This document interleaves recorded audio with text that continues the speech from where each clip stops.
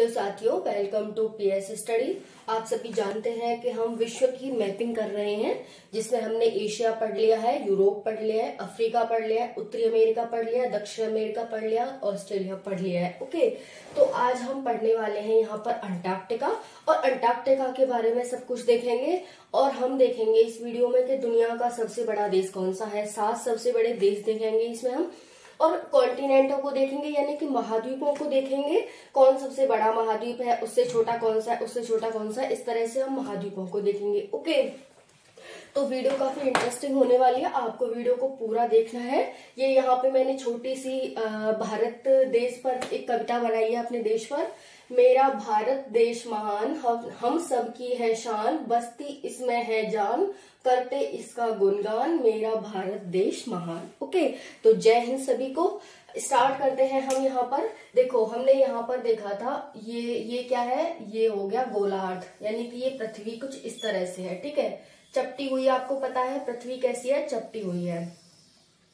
ये यहाँ पर पृथ्वी हो गई। ठीक है, यहाँ पर हमने एशिया देखा था। ठीक है, ये पूरा एशिया है, ये यहाँ पर पूरा एशिया था। यहाँ पर यूरोप था, यहाँ पर हो जाएगा ये अमेरिका, उत्तरी अमेरिका, ये दक्षिणी अमेरिका था। ठीक है, और यहाँ पर अफ्रीका था, यहाँ पर ऑस्ट्रेलिया था, और ये वाला जो पार्ट है ना, ये इस तरह से, ये ही ऑस्ट्रेलिया है, अंटार्कटिका है, सॉरी। ठीक है, ये क्या है, अंटार्कटिका। तो आप देख सकते हैं, ये है अंटार्कटिका। इस पर ना तो कोई इसमें देश है, न यहाँ पर लोग रहते हैं, इस पर सिर्फ बर्फ जमी रहती है। ठीक है, तो हम इसकी विशेषताएं क्या क्या है वो हम इस वीडियो में देखने वाले हैं। ठीक है, और भारत भी यहाँ पर अभियान भेजता रहता है अपने, तो इसे मतलब वैज्ञानिकों की का देश भी कहा जाता है, वैज्ञानिकों की भूमि भी कहा जाता है इसे। ठीक है, तो हम इस वीडियो में देखेंगे। तो हमने ये देख लिया 7 कॉन्टिनेंट। अब देखो यहाँ पर, यहाँ से क्या गुजरती है, यहाँ से गुजरती है भूमध्य रेखा। ठीक है, 3 रेखाएं आपको पता है, यहाँ पर भूमध्य रेखा है, ऊपर कर्क रेखा है, और नीचे मकर रेखा है। भारत से एक रेखा गुजरती है जिसका नाम कर्क रेखा है। ठीक है, और ये जो अफ्रीका कॉन्टिनेंट है, ये ऐसा महाद्वीप है अकेला विश्व में जिससे 3 रेखाएं गुजरती हैं। ठीक है, यहाँ पर कुछ भारत पड़ जाता है, तो इस तरह से इसमें से कर्क रेखा भी आ गई, हम भूमध्य रेखा भी आ गई, और यहाँ से मकर रेखा भी आ जाएगी। तो सिर्फ अफ्रीका महाद्वीप ऐसा है जिससे 3 रेखाएं गुजरती हैं। ओके, और आपको पता है ये भारत के 8 राज्यों से तो गुजरती है, जिसे हम गमछा छार मित्र पर ट्रिक से याद करते हैं। तो इस तरह से हमने ये देख लिया। अब मैं इसे मिटाती हूँ। और हाँ, ये जो है ना भूमध्य रेखा है हमारी, भूमध्य रेखा के ऊपर वाले भाग को क्या कहा जाता है, उत्तरी गोलार्ध कहा जाता है, और भूमध्य रेखा के नीचे वाले भाग को दक्षिणी गोलार्ध कहा जाता है। ठीक है, तो उत्तरी गोलार्ध क्या होता है, दक्षिणी गोलार्ध क्या होता है, ये भी आप देख सकते हैं। अक्षांश क्या होता है, और अक्षांश क्या होता है, अक्षांश हम देख लेते हैं यहाँ पर। अक्षांश और देशांतर, अक्षांश होते हैं लेटी हुई रेखाएं। ठीक है, जैसे इस तरह से लेटी हुई रेखाएं होती है, जैसे ये भूमध्य रेखा हो गई ना, इससे इस तरह से। ठीक है, ये इस तरह से, फिर वो कर्व होती जाती है इस तरह से। तो ये क्या हो गई, ये भूमध्य रेखा, ये हो गई हमारे अक्षांश। और देशांतर कौन से होगा, यहीं से जो बीच में से एकदम, वो इस तरह से होते हैं देशांतर, खड़ी हुई लाइन है। ठीक है, तो अक्षांश और देशांतर भी आपको पता चल गया होगा कि अक्षांश और देशांतर क्या होते हैं। अक्षांश मतलब लेटी हुई लाइन है जो भूमध्य रेखा के बिल्कुल समानांतर होती है, समानांतर नहीं होती है, ये थोड़ी कर्व होती है। ठीक है, और ऐसे ही ये होते हैं देशांतर जो होते हैं खड़े हुए। ठीक है, इनसे ही हम किसी भी विषय को बांटते हैं कि विषय कौन से अक्षांश में पड़ता है, कौन से देशांतर में पड़ता है। तो ये तो इतनी बात हो गई। अब हम नेक्स्ट देखते हैं। इतना आप सभी को क्लियर हो गया होगा। ठीक है, आज तबीयत थोड़ी सी ही खराब है, ज्यादा नहीं है, बट थोड़ी सी खराब है, इस वजह से आपको थोड़ी अगर दिक्कत हो तो उसके लिए मैं क्षमा चाहती हूँ। ठीक है, तो अब हम देखेंगे इसमें विश्व का सबसे बड़े 7 देश देखेंगे। ठीक है, तो देखो यहाँ पर हम विश्व के 7 सबसे बड़े देश देखते हैं।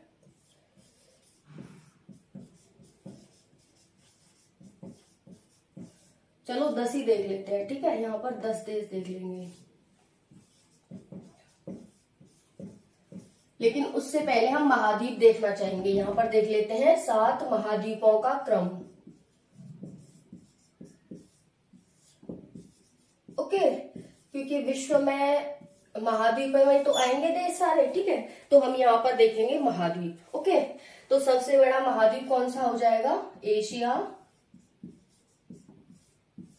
ठीक है, फिर दूसरा कौन सा हो जाएगा, यहाँ पर ये हो जाएगा, फिर दूसरा हो जाएगा अफ्रीका, ठीक है। तो ये हो गया एशिया, ये हो गया अफ्रीका, फिर हो जाएगा उत्तरी अमेरिका, ओके, ये उत्तरी अमेरिका हो गया। फिर हो जाएगा दक्षिणी अमेरिका। फिर जो आज हम कॉन्टिनेंट, पांचवा कॉन्टिनेंट पढ़ने वाले हैं ना अंटार्कटिका, वो 5वें नंबर पर आता है, यहां पर हो जाएगा अंटार्कटिका, ठीक है। फिर ये छठा हो जाएगा यूरोप, और सातवां कौन सा हो जाएगा, सातवां हो जाएगा ऑस्ट्रेलिया, सातवां हो जाएगा ऑस्ट्रेलिया,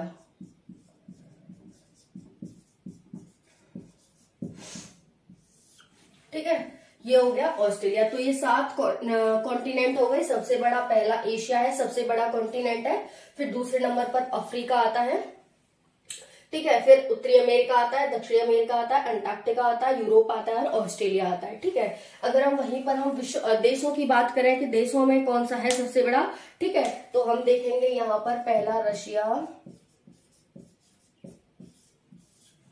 दूसरा देखेंगे हम कनाडा, ठीक है, दूसरा हो जाएगा, आप यहाँ रशिया देख सकते हैं, फिर कनाडा देख सकते हैं, फिर हो जाएगा यूएसए, ठीक है, फिर हो जाएगा चाइना,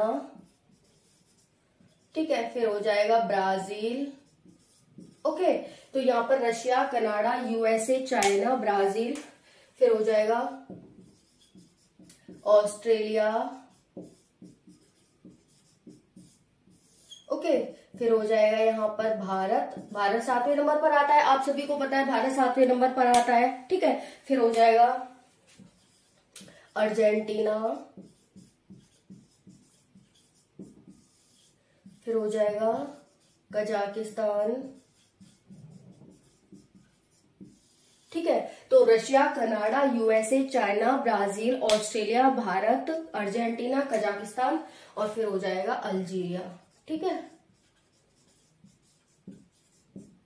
तो यहाँ पर आप ये देख सकते हैं विश्व के 7 सबसे बड़े देश। आपने रशिया देखा ही है, हमने जब पढ़ा था मैप में तो देखा ही था आपने कितना बड़ा पूरा फैला हुआ है रशिया।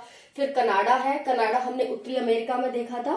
फिर USA, China, Brazil, Australia, Bharat, Argentina, Kazakhstan और ये हो जाएगा अल्जीरिया। आप इसे ऐसे भी याद कर सकते हैं RCUC, ट्रिक से RCUC BA, RCUC BA, ठीक है। और यहाँ पर हो जाएगा ये का RCUC BA का तो यहाँ पर आप ये देख सकते हैं, ठीक है। अब हमने यहाँ पर 7 महाद्वीप देख लिए और 10 विश्व के सबसे बड़े देश देख लिए, ठीक है। अब हम यहाँ पर ऑस्ट्रेलिया के बारे में शुरू करते हैं। अगर आपने ये उतार लिया हो तो ठीक बात है, नहीं उतारा हो तो फिर लिख लीजिए इसे, ठीक है। तो हम यहाँ पर देखते हैं, आपको यहाँ पर दिखाई दे रहा है, हाँ। तो हम यहाँ पर देख लेते हैं ऑस्ट्रेलिया के बारे में, ठीक है, अंटार्कटिका के बारे में। अभी हमने देखा था कि जो अंटार्कटिका है वो विश्व का 5वां सबसे बड़ा महाद्वीप है। तो ये विश्व का 5th लार्जेस्ट कॉन्टिनेंट हो जाएगा, ठीक है। अगर हम यहाँ पर टेम्परेचर की बात करें तो यहाँ पर टेम्परेचर जो नॉर्मल है वो 4 डिग्री सेंटीग्रेड रहता है। लेकिन अगर हम दुनिया का सबसे कम टेम्परेचर की बात करें तो यहाँ पर -98.2 डिग्री सेंटीग्रेड रहता है, ठीक है। अगर हम सबसे कम की बात करें तो कितना रहता है, -98.5 डिग्री सेंटीग्रेड रहता है, ठीक है। तो यहाँ पर आप देख सकते हैं यहाँ पर, ठीक है। और फिर हम बात करते हैं यहाँ पर, ये 3 महासागरों से घिरा हुआ है, ठीक है, 3 महासागरों से घिरा हुआ है।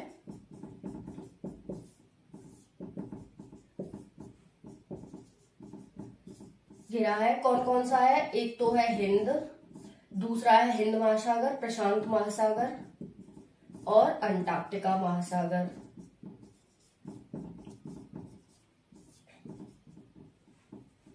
ओके, तो यहाँ पर ये आप महासागर देख सकते हैं, ये 3 महासागरों से घिरा हुआ है, ठीक है। और ये कहाँ स्थित है, तो ये दक्षिणी गोलार्ध में स्थित है। कहाँ पर है, दक्षिणी गोलार्ध में। अगर हम अंटार्कटिका की बात करें तो कहाँ पर स्थित है, दक्षिणी गोलार्ध में है, ठीक है। और यह वैज्ञानिकों की पृथ्वी भी कहा जाता है। यह क्या कहा जाता है, वैज्ञानिकों की पृथ्वी, क्योंकि वैज्ञानिक यहाँ पर जाकर के बहुत सारी खोज छानबीन करते हैं। वैज्ञानिकों की पृथ्वी भी कहा जाता है ये, ठीक है। तो यहाँ पर आप ये भी देख सकते हैं कि इसे क्या कहा जाता है, वैज्ञानिकों की पृथ्वी कहा जाता है, ओके। फिर हम बात करते हैं, यहाँ पर इसे श्वेत महाद्वीप भी कहा जाता है, क्योंकि इस पर बर्फ जमी रहती है। तो बर्फ से क्या होता है, ये एकदम सफेद सफेद रहता है। यहाँ पर कोई भी मनुष्य नहीं रहता है, यहाँ पर कोई मानव नहीं रहता है, सिर्फ वैज्ञानिक जाते हैं यहाँ पर, उन्हें कुछ भी छानबीन खोज करनी हो उसके लिए, ठीक है। इसे गतिशील महाद्वीप भी कहा जाता है, ठीक है, गतिशील महाद्वीप। क्यों कहा जाता है, इसे गतिशील महाद्वीप कहा जाता है कि इसका जो आकार होता है वो गर्मियों में 6 महीने यहाँ पर गर्मी रहती है, 6 महीने सर्दी रहती है। यानी कि जो ये भूमध्य रेखा हो गई, जब हमारा सूरज ऊपर उत्तरी गोलार्ध में होता है तो यहाँ 6 महीने रात होती है नीचे अंटार्कटिका में, और जब दक्षिणी गोलार्ध में घूम के आ जाता है सूरज तो फिर क्या होती है, इसमें दिन हो जाता है 6 महीने का, ठीक है। तो जब यहाँ होगा तो इसमें रात होगी, फिर यहाँ जाएगा तो 6 महीने का इसमें दिन हो जाएगा, ठीक है। तो इसे गतिशील महाद्वीप भी कह दिया। इसका 98% भाग है वो किससे, बर्फ से जमा हुआ है, बर्फ से ढका है। तो आप सभी को इतना दिख रहा है, दिखाई दे रहा है आपको इतना, ठीक है। तो इसका 98% भाग है वो बर्फ से जमा हुआ है, ओके। फिर हम बात करते हैं यहाँ पर इसकी सर्वोच्च चोटी कौन सी है, यहाँ देख लेते हैं इसकी सर्वोच्च चोटी। सर्वोच्च चोटी है विंसफ मैसिन, विंसफ मैसिव, ठीक है। ये इसकी सर्वोच्च चोटी है, विंसन मैसिव, यहाँ पर हो जाएगी ये विंसन मैसिव, ठीक है। तो ये हो गई इसकी सर्वोच्च चोटी है इसकी विंसफ मैसिव, जिसकी ऊंचाई कितनी है, 1540 किलोमीटर है, ओके। तो यहाँ पर आप देख सकते हैं, अगर आपको कोई भी इसमें डाउट रहता है तो फिर आप पूछ सकते हैं। अगर हम बात करें कि इस महाद्वीप की खोज किसने की थी, तो इस महाद्वीप की, अंटार्कटिका महाद्वीप की जो खोज की थी वो जेम्स कुक के द्वारा की गई थी, जेम्स कुक के द्वारा, ठीक है। ये एक अंग्रेज नाविक था, इसके द्वारा इसकी खोज की गई थी, ओके। तो आप ये देख सकते हैं, ये एक अंग्रेज नाविक था, अंटार्कटिका की खोज इसके द्वारा की गई थी।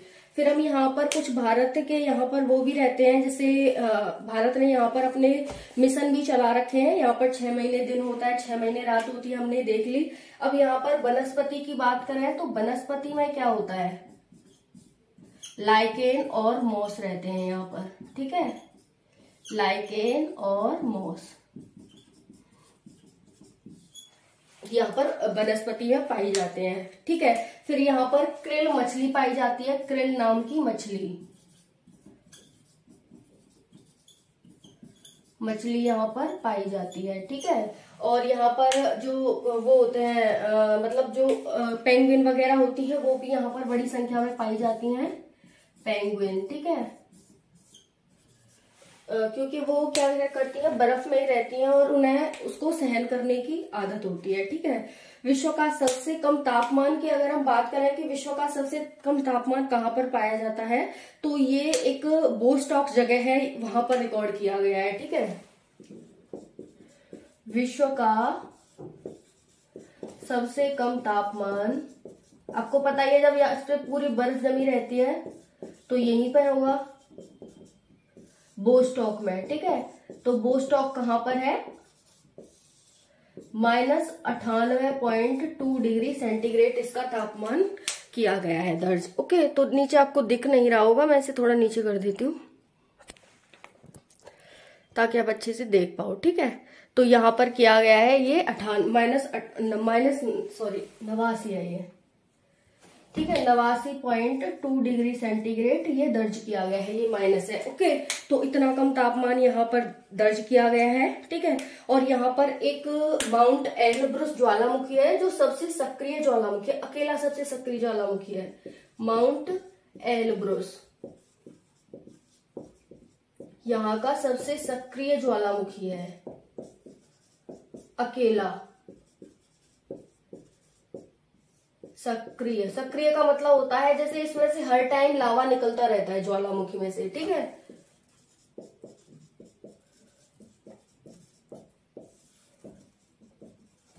तो यहाँ पर आप ये देख सकते हैं। ठीक है, फिर हम यहाँ पर भारत के जो अभियान चले हैं हम उसकी बात कर लेते हैं कि भारत ने यहाँ पर कौन कौन से, भारत के यहाँ पर अगर हम बात करें कि भारत ने यहाँ पर अपने 3 अभियान भेजे हुए थे।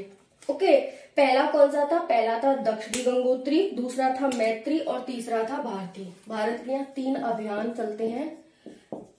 अभियान का मतलब क्या है? स्टेशन मान लो। ठीक है, 3 स्टेशन है। पहला है भारती, सॉरी दक्षिणी गंगोत्री,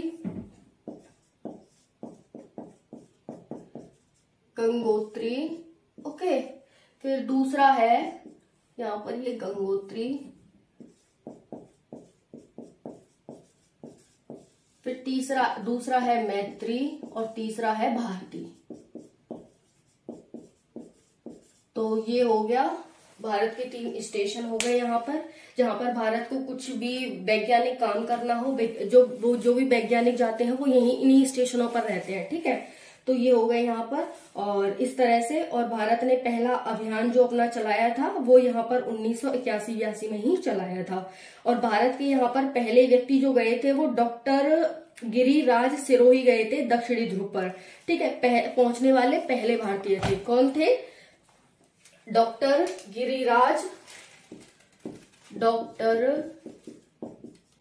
गिरिराज सिरोही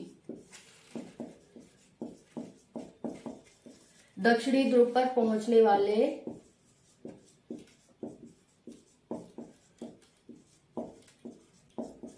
पहले भारतीय थे।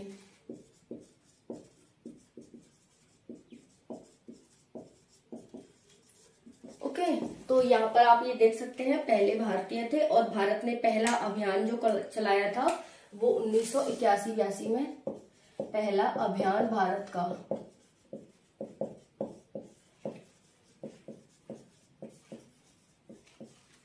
1981-82 में चलाया था। ओके, तो भारत ने पहला अभियान इस टाइम पर अपना चलाया था दक्षिणी ध्रुव पर।